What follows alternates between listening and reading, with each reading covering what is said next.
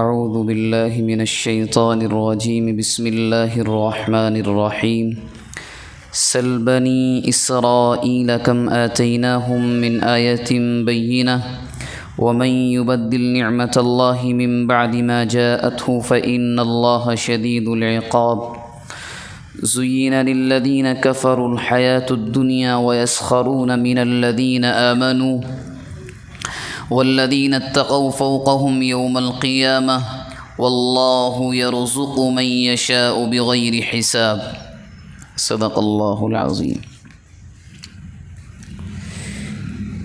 یہ قرآن مجید کا دوسرا پارہ ہے اور سورہ بقرہ کی آیت نمبر 211 اور 212 ہے۔ سابقہ درس قرآن میں یہ بات ہمارے سامنے آئی تھی کہ کچھ یہودی علماء جب ایمان لے کر آئے تو ان کے ذہن میں ایک بات آئی اور یہ خیال آیا کہ کیا ہی اچھا ہوتا کہ اسلام کے ساتھ ساتھ ہمیں وہ اعمال جو تورات میں ہیں یعنی یہودی مذہب میں ہیں ان پر بھی عمل کرنے کی اجازت مل جاتی۔ تو جواب میں قرآن مجید کی آیت اتری کہ ادخلوا فی السلم کافہ، اسلام میں مکمل داخل ہو جاؤ۔ اب اسلام کے آنے کے بعد جو مذاہب اسلام سے پہلے آئے ہوئے ہیں وہ تمام باطل اور منسوخ ہیں۔ اب قیامت تک صرف ایک مذہب اور ایک دین ہے، اس کا نام ہے اسلام۔ چونکہ حضرت عبداللہ بن سلام اور دیگر ان کے ساتھ جو یہودی علماء ایمان لے کر آئے تھے، ان کی سوچ اور خیال یہ تھا کہ جیسے حضرت موسیٰ علیہ السلام کی شریعت میں ہفتے کے دن کی تعظیم، اس کا احترام ضروری تھا، اونٹ کا گوشت حرام تھا، تو اسلام میں بھی ہم اس پر عمل کریں تو صاف کہہ دیا گیا یہ نہیں چلنے والا۔ اور ان کو پھر ایک بات یاد دلائی گئی کہ اگر اس کے باوجود تم نے کیا فَإِن زَلَلْتُم مِّن بَعْدِ مَا جَاءَتْكُمُ الْبَيِّنَاتُ، اگر تمہارے سامنے صاف صاف دلائل آنے کے باوجود بھی تمہارے قدم پھسلے تو یاد رکھو کہ اللہ بڑے زبردست ہیں، یعنی پکڑ آئے گی۔ اب آج یہاں جو دو آیتیں ہمارے سامنے ہیں اس میں معاشرتی لحاظ کی بڑی اہم باتیں ہیں، اور خود جن یہودی علماء جو ایمان لے کر آئے تھے انہی سے قرآن مجید یوں کہہ رہا ہے اللہ کے نبی سے کہ آپ ان سے ذرا پوچھئے سل بنی اسرائیل کم آتیناہم من آیۃ بینہ، آپ ان سے ذرا یہ تو پوچھیں کہ ہم نے ان کو کتنی نعمتیں اس سے پہلے دی ہیں۔ یا آ کر جو کہہ رہے ہیں کہ ہم ہفتے کے دن کی تعظیم کریں، اونٹ کا گوشت نہ کھائیں حالانکہ حلال ہے، یا آ کر جو آپ سے کہہ رہے ہیں ان سے پوچھئے کہ اس سے پہلے ان کو ہم نے کتنی نعمتیں دی، اور جو نعمتیں ہم نے ان کو دیں ان کے ساتھ انہوں نے کیا کیا۔ فرمایا وَمَن يُبَدِّلْ نِعْمَةَ اللَّهِ مِن بَعْدِ مَا جَاءَتْهُ، جب کسی بندے کو اللہ کی جانب سے کوئی نعمت مل جائے اور اس کے بعد وہ اس کو بدلے یعنی ٹھکرائے تو یاد رکھو کہ اللہ کا عذاب بڑا سخت ہے۔ مثال کے طور پر سورہ بقرہ کا جب ہمارا یہ سلسلہ درس قرآن شروع ہوا تو بات آئی تھی کہ بنی اسرائیل کو اتنا بہترین انتظام کیا گیا، آسمان سے منہ اور سلوہ اترتا تھا کھانے کے لیے، مگر انہوں نے اس میں ناشکری کی تو روایات کے اندر آتا ہے کہ وہ کھانا سڑنے لگا۔ اس کے بعد انہوں نے اس کے اندر یہ کہا کہ ہمیں یہ نہیں چاہیے، ہمیں تو پیاز لہسن چاہیے، تو اس کھانے کو روک دیا گیا۔ تو قرآن اشاروں میں کہہ رہا ہے کاش تم نے اس نعمت کی قدر کی ہوتی، تمہیں ہم نے تورات دی، تم نے ماننے سے انکار کیا، جب ہم نے طور پہاڑ کو تمہارے سر کے اوپر لٹکایا تب تم نے مانا۔ ہم نے تمہیں انبیاء کرام دیے اور اتنے انبیاء جو کسی قوم کو نہیں دیے گئے، تم نے نہیں مانا، بلکہ کیا کیا؟ جن انبیاء نے تم سے یہ کہا کہ یہ راستہ صحیح ہے، یہ غلط ہے، تم نے انہی کو قتل کر دیا۔ اس کا عذاب کیا ہوا کہ حکومت سلطنت بنی اسرائیل سے چھین لی گئی۔ قرآن مجید کا 15واں پارہ ہے، اس کے پہلے رکوع میں قرآن نے بڑی تفصیل سے بیان کیا کہ ہم نے انہیں کیوں اور کیسے برباد کیا۔ گویا کہ قرآن یہ کہہ رہا ہے اور ہمیشہ کے لیے کہ جس اللہ کے بندے کو ہم نعمت دیتے ہیں اور وہ یہ جانتا ہے کہ یہ اللہ کی نعمت ہے، یہ اللہ کا حکم ہے، اس کے باوجود اگر نافرمانی کرے، ٹھکرائے، تو فرمایا ہماری پکڑ بڑی سخت ہے۔ یاد رکھ، اور اس سے آئیں، اور یہ ہوتا کیوں ہے؟ کوئی بھی قوم یا خاندان یا کوئی ایک فرد اللہ کی نعمتوں کو ٹھکراتا کیوں ہے؟ تو قرآن اس کی وجہ خود بیان کر رہا ہے، اس لیے کہ ان کے جو بھی یہ حرکت کرتا ہے اس کو دنیا زیادہ پسند ہوتی ہے دین کے مقابلے میں۔ اسی کی مثال بیان کی، زُيِّنَ لِلَّذِينَ كَفَرُوا الْحَيَاةُ الدُّنْيَا وَيَسْخَرُونَ مِنَ الَّذِينَ آمَنُوا، کہ دنیا کا معاملہ تو یہ ہے کہ غیروں کو، جو ہمارے منکر ہیں، کافروں کو، دنیا کی زندگی کو بڑا خوبصورت بنایا گیا ہے ان کے لیے، بڑا شاندار۔ یہ ہے اصل وجہ۔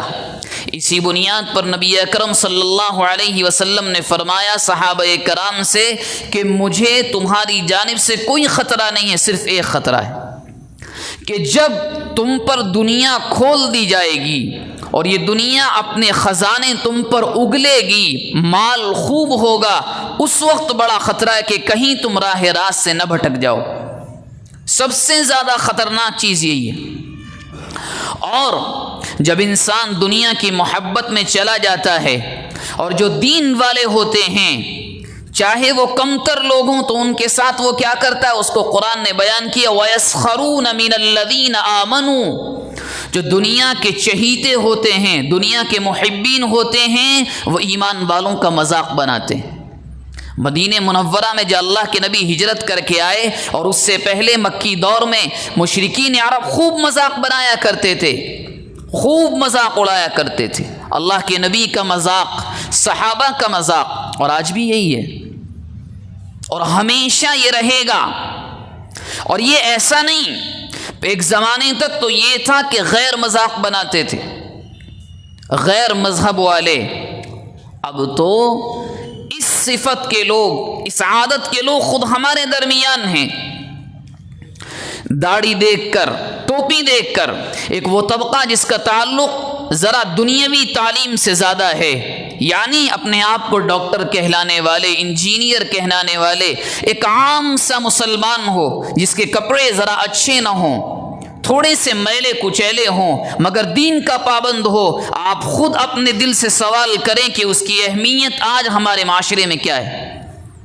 بالکل نچلا، دبا کچلا اس کو سمجھا جاتا ہے۔ اور اس بات کے کہنے میں کوئی شرم نہیں ہے کہ جو ہمارے معاشرے کا دیندار طبقہ ہے، جو بیچارہ گھر کے اعتبار سے ذرا غریب ہے، اس کو ہم نے بالکل ایسے بنا دیا جیسے منووادیوں نے اپنے یہاں دلت کو بنا دیا ہے۔ بالکل یہی حال ہے۔ اگر کسی کے پاس، کیونکہ آج کے زمانے میں جو معیار ہے وہ ہے دولت، دولت کی بنیاد پر عزت ہے، دین کی بنیاد پر عزت نہیں ہے۔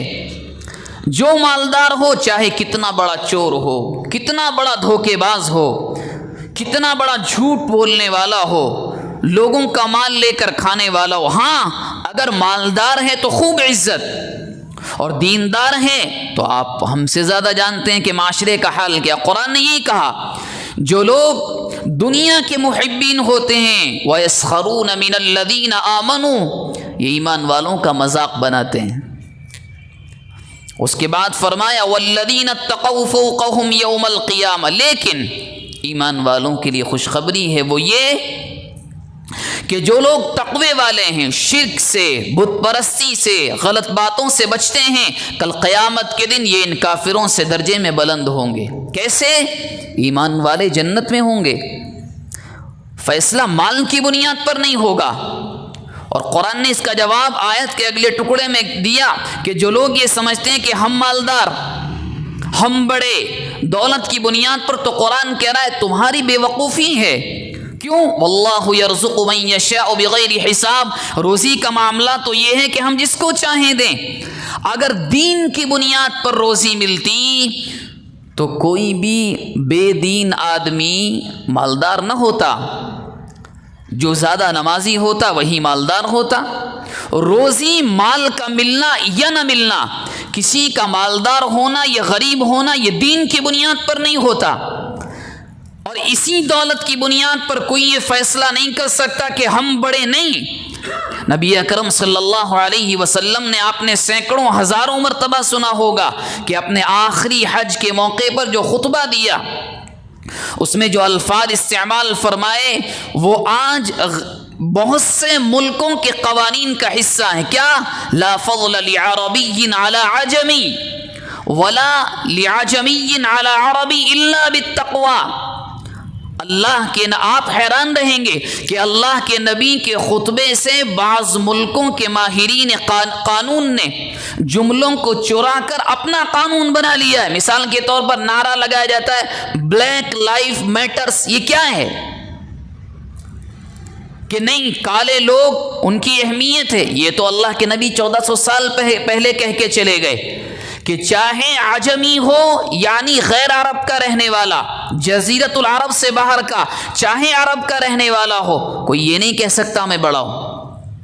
کوئی یہ کہنے لگے ہم گورے ہیں، ہم خوبصورت ہیں، ہم بڑے نہیں۔ کوئی یہ کہنے لگے کہ نہیں، ہمارا کالاپن ہمارے لیے بڑے ہونے کی دلیل اور وجہ نہیں۔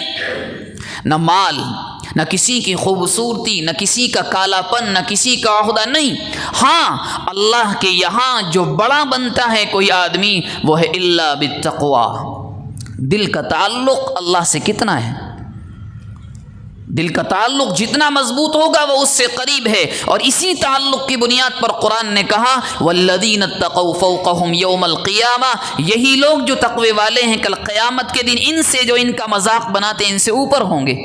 اور قرآن نے جو حال بیان کیا ہے قیامت کا، اللہ ہم سب کی حفاظت فرمائے، بڑا خطرناک ہے۔ سورہ اعراف 8واں پارہ، قرآن نے ہلکی سی جھلکی بیان کی کہ کیا ہوگا۔ فرمایا وَنَادَى أَصْحَابُ الْجَنَّةِ أَصْحَابَ النَّارِ أَنْ قَدْ وَجَدْنَا مَا وَعَدَنَا رَبُّنَا حَقًّا فَهَلْ وَجَدْتُم مَّا وَعَدَ رَبُّكُمْ حَقًّا قَالُوا نَعَمْ فَأَذَّنَ مُؤَذِّنٌ بَيْنَهُمْ اللَّعْنَةُ اللَّهِ إِلَّا عَلَى الظَّالِمِينَ۔ جب کل قیامت کے دن فیصلہ ہو جائے گا کون جنتی کون جہنمی، تو جنت اوپر ہوگی جہنم نیچے۔ تو جنت والے، ایک پڑوسی جو دنیا میں بازو والے کا پڑوسی ہے، وہ اس سے کہے گا ان قد وجدنا ما وعدنا ربنا حقا، کہ ہم نے تو ہمارے اللہ نے ہم سے جو وعدہ کیا بالکل سچ، جنت ملی ہمیں نیک اعمال کی۔ فہل وجدتم ما وعد ربکم حقا، تمہارے ساتھ کیا ہوا؟ اتنی بات چیت ہوگی کہ اچانک ایک فرشتہ، ایک دیوار قائم ہو جائے گی کہ چپ ہو جاؤ بس۔ اس کے بعد جب آگے کے حالات قرآن بیان کرتا ہے، تھوڑا سا موقع ملے گا۔ وَنَادَى أَصْحَابُ النَّارِ أَصْحَابَ الْجَنَّةِ أَنْ أَفِيضُوا عَلَيْنَا مِنَ الْمَاءِ، تم تو ہمارے پڑوسی تھے، ہم نے تو دعوتیں ساتھ کھائی ہیں، سفر ساتھ کیے ہیں، میں تمہیں بڑی اچھی طرح جانتا تھا۔ وہاں جہنمی کہے گا تم تو ہمارے محلے والے تھے، ہمارے فلاں رشتہ دار تھے، ذرا اتنا کام تو کرو، جنت کا پانی تو گراؤ، یہاں تو بڑی گرمی ہے۔ ان افیضوا علینا من الماء او مما رزقکم اللہ، یہاں تو کھانے کو زقوم مل رہا ہے، یہاں تو کھانا وہ ہے کھائیں تو ان کانٹوں کی بنیاد پر سارا گوشت پیٹ کی اتڑیوں میں چلا جاتا ہے۔ جو قرآن بیان کر رہا ہے جہنم کے حالات، یہاں تو ہمیں اپنا خون پینا پڑ رہا ہے، پیپ سڑا ہوا وہ ہم پی رہے ہیں، ذرا اتنا تو کرو۔ او مما رزقکم اللہ، کوئی پھل تو گراؤ جنت سے۔ یہ قرآن کہہ رہا ہے کن لوگوں کے بارے میں؟ وہ لوگ جو آج دنیا میں ایمان والوں کا مذاق بناتے ہیں۔ اور یہاں سے اس آیت سے ایک بات یہ بھی معلوم ہوئی چاہے کوئی دیندار ہو، کسی کو کسی کا مذاق بنانے کی اجازت نہیں ہے، کسی کو کسی کا مذاق اڑانے کی اجازت نہیں ہے۔ کسی کی غربت کا مذاق بنانا، حضرت ابو ہریرہ رضی اللہ عنہ کی روایت ہے، امام تفسیر امام قرطبی نے اس کو نقل کیا ہے کہ جو بندہ، جو انسان کسی ایمان والی عورت یا ایمان والے مرد کا مذاق اس کی غربت کی بنیاد پر اس دنیا میں بنائے گا، کسی کی غریبی کو وجہ بنا کر اگر مذاق بنایا جائے گا، مثال کے طور پر کپڑے دیکھو کیسے گندے ہیں، الگ الگ وجہ ہوتی ہیں آج کے زمانے میں کہ اگر کسی نے کسی کی غربت کی بنیاد پر کسی کا مذاق بنایا تو اللہ کے نبی نے بیان فرمایا کل قیامت کے دن تمام لوگوں کے سامنے، یعنی اولین و آخرین، دنیا کے تمام انسانوں کے سامنے اللہ اس کو ذلیل کریں گے۔ اور آگے فرمایا اگر کسی نے کسی ایمان والے مرد یا عورت پر کسی ایسی بات کا بہتان لگایا جو اس کے اندر نہیں ہے، اس کے ساتھ بھی قیامت کے دن وہی ہوگا۔ اور یہ بیماری ہمارے یہاں بڑی عام ہے، بڑی عام ہے، کسی کا بھی مذاق بنانے کو بہت آسان سمجھ لیا گیا ہے، بہت آسان۔ اور بیچارے غریب کی تو عزت معاشرے میں بالکل نہیں، بالکل، چاہے وہ کتنا بڑا دیندار ہو، عزت بالکل صفر اور زیرو ہے، چاہے وہ بیچارہ کیسا ہی نمازی پرہیزگار ہو، کچھ نہیں دیکھتے لوگ، کچھ بھی نہیں۔ حالانکہ قرآن کیا کہہ رہا ہے؟ وَيَسْخَرُونَ مِنَ الَّذِينَ آمَنُوا، اور ایمان والوں کو یوں کہا کہ اگر یہ مذاق بناتے ہیں، اب ایمان والوں کے لیے بھی ایک نصیحت بیان فرمائی۔ کیا فرمایا؟ کوئی غیر ہے، نہیں ماننے والا، یہودی ہے، عیسائی ہے، ہندو ہے، بدھسٹ ہے، مالدار ہے، کروڑوں کی گاڑیاں ہیں، بنگلے ہیں، جائیداد ہے، مرعوب نہ ہونا۔ ایسا نہیں رعب ہو گیا رے یہ کتنے مالدار، نہیں، قرآن کہہ رہا زُيِّنَ لِلَّذِينَ كَفَرُوا الْحَيَاةُ الدُّنْيَا، ان کو تو دنیا میں ہی دے دیا گیا، دنیاوی زندگی بڑی بہترین، شاندار، سجا کر، آراستہ کر کے، کمپلیٹ ڈیکوریشن کے ساتھ دیا گیا، لو ان سے مرعوب نہیں ہونا ہے۔ زُيِّنَ لِلَّذِينَ كَفَرُوا الْحَيَاةُ الدُّنْيَا، بالکل نہیں۔ کیوں؟ مال کی بنیاد پر فیصلہ نہیں ہوتا، مال کی بنیاد پر فیصلہ نہیں ہوتا، یہ تو اللہ کے یہاں سے ہے۔ وہ فرماتا ہے کہ ہم جس کو چاہیں دیں، کسی کو غریب بنا دیں، کسی کو امیر بنا دیں۔ صحابہ کرام میں بعض اتنے غریب کہ 4 دن کے فاقے، اور بعض اتنے مالدار کے صدقہ کرتے ہیں تو 100 اونٹ ایک ساتھ، 100 اونٹ ایک ساتھ۔ حضرت عثمان بن عفان جو اللہ کے نبی کے داماد بھی ہیں، 2 بیٹیاں دیں، حضرت رقیہ اور ام کلثوم رضی اللہ عنہما، اور حضرت ابو بکر جب ایک جنگ کا موقع آیا، اللہ کے نبی نے اعلان فرمایا کہ جاؤ اپنے گھروں میں جو بھی ہے لے کر آ جاؤ، تو حضرت ابو بکر کیا لے کر آئے؟ سب کچھ۔ پوچھا کیا چھوڑ کر آئے؟ کچھ نہیں، گھر والوں کے لیے صرف اللہ اور اس کا رسول کافی ہے، سب لے کر آ گیا۔ تو بعض اتنے مالدار، لیکن کیا حضرت عثمان بن عفان اپنی مالداری کی بنیاد پر مرتبے میں حضرت ابو بکر سے بڑھ سکتے؟ نہیں۔ تمام انبیاء کے بعد اس روئے زمین پر سب سے مقدس اور محترم انسان وہ اللہ کے نبی کے پہلے خلیفہ حضرت ابو بکر صدیق ہیں۔ حضرت عمر فاروق کیا مالدار تھے؟ نہیں، خود کماتے تھے۔ صحابہ کرام نے مجبور کیا، تب جا کر بیت المال سے ان کا وظیفہ مقرر ہوا۔ ان کے مقابلے میں حضرت عبد الرحمن بن عوف بڑے مالدار، بے پناہ کے مالدار، کیا وہ ان سے بڑھ سکتے ہیں مرتبے میں؟ نہیں۔ کیوں؟ الا بالتقوی، فیصلہ اس کی بنیاد پر ہوگا۔ اسی لیے شاید آپ جانتے ہوں گے اللہ کے نبی کے سامنے 2 آپشن رکھے گئے تھے۔ کیا؟ آپ چاہیں تو مکہ کی پہاڑیوں کو ہم سونے کا بنا دیں گے، اور چاہیں تو آپ غربت میں زندگی گزاریں۔ اللہ کے نبی نے غریبی کو پسند کیا، مالداری کو پسند نہیں کیا۔ اور جتنے انبیاء اس دنیا کے اندر آئے، قرآن بیان کر رہا ہے وَاتَّبَعَكَ الْأَرْذَلُونَ، اکثر ایمان والے وہ ہوتے ہیں جن کو دنیا سماج کا نچلا طبقہ مانتی ہے۔ بڑے مالدار بہت کم ہوتے ہیں، ایمان والوں میں صحابہ اکرام کی آپ تاریخ اٹھا کر دیکھیں، شاید 100 صحابہ میں 10 بھی مالدار صحابہ مشکل سے ملیں گے۔ تمام ایسے لوگ، حضرت بلال غلام، عمار بن یاسر ان کی فیملی پوری کی پوری کمزور، حضرت ابو بکر صدیق روزانہ کپڑے لے جا کر مکے کے بازار میں بیچنے والے، کما کر لا کر کھانے والے، حضرت عمر بن خطاب کچھ نہیں، شکار کرنا، کمانا، کھانا، جتنے صحابہ ہیں تمام کے تمام، ان کی اکثر جو تعداد ہے وہ ہے بالکل غریب ایک دم۔ اسی بنیاد پر آپ نے سنا ہوگا جب صحابہ ہجرت کر کے مکے سے مدینہ گئے تو اللہ کے نبی نے ایک بڑا شاندار کام کیا تھا، مواخات، بھائی چارہ۔ مکے سے آئے تھے لوگ، نہ بیوی آئی، نہ بچے آئے، نہ مال آیا۔ مدینے کے جو انصار تھے وہ ذرا مال کے اور دنیا کے اعتبار سے مضبوط تھے، تو اللہ کے نبی نے بھائی چارہ قائم کیا۔ ایک مہاجر صحابی کو ایک انصار صحابی کا، ایک انصاری کا بھائی بنایا کہ آج سے اب تمہارے بھائی ہیں۔ مطلب اس کا کیا تھا کہ مطلب یہ ہے کہ تمہاری جائیداد میں بھی شریک ہوں گے، تمہارے بزنس میں بھی۔ حالانکہ مہاجرین نے لیا کچھ نہیں۔ ایک انصاری صحابی نے، ان کی 2 بیویاں تھی اور یوں کہا، پردے کا حکم نہیں آیا تھا، جو پسند ہو لے لو، میں ایک کو طلاق دے دیتا ہوں۔ یعنی اتنی انہوں نے قربانی دی، اس کے باوجود سامنے سے جواب کیا آیا؟ کچھ نہیں، آپ مجھے بازار کا راستہ بتا دیں، میں کماؤں گا، خود نکاح کروں گا۔ تو کہنے کا مقصد یہ ہے کہ اللہ کے نبی کے جتنے صحابہ رہے ہیں مالدار بہت کم، کیونکہ پہلے سے یہ اللہ کا اصول ہے کہ دین حق کو ماننے والے لوگ وہ ہوتے ہیں جن کو سماج بالکل نچلا طبقہ سمجھتا ہے۔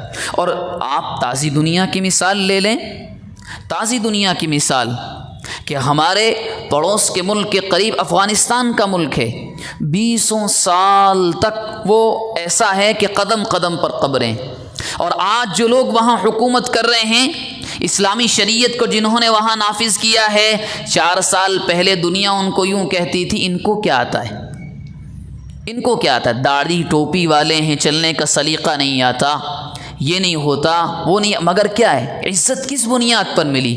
اپنے اصول کی بنیاد پر، اور وہ ہے دین۔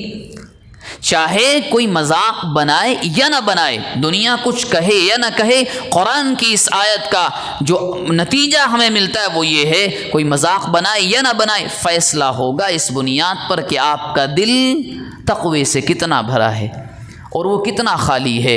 اور ہاں، ایک اہم سبق یہ بھی ملا کہ کسی کی غربت کو بنیاد بنا کر اس کا مذاق مت بناؤ، نہ جانے وہ اللہ کے کتنے قریب ہو اور وہ تہجد گزار ہو۔ کیوں؟ دلوں کے حالات سے اللہ واقف ہے، انسان صرف ظاہر کو دیکھتا ہے، اندرون کا جاننے والا تو اللہ ہے۔ جو باتیں ہمارے سامنے آئیں، دعا فرمائیں اللہ تبارک و تعالی ان تمام باتوں پر اخلاص نیت کے ساتھ عمل کرنے کی توفیق مرحمت فرمائے۔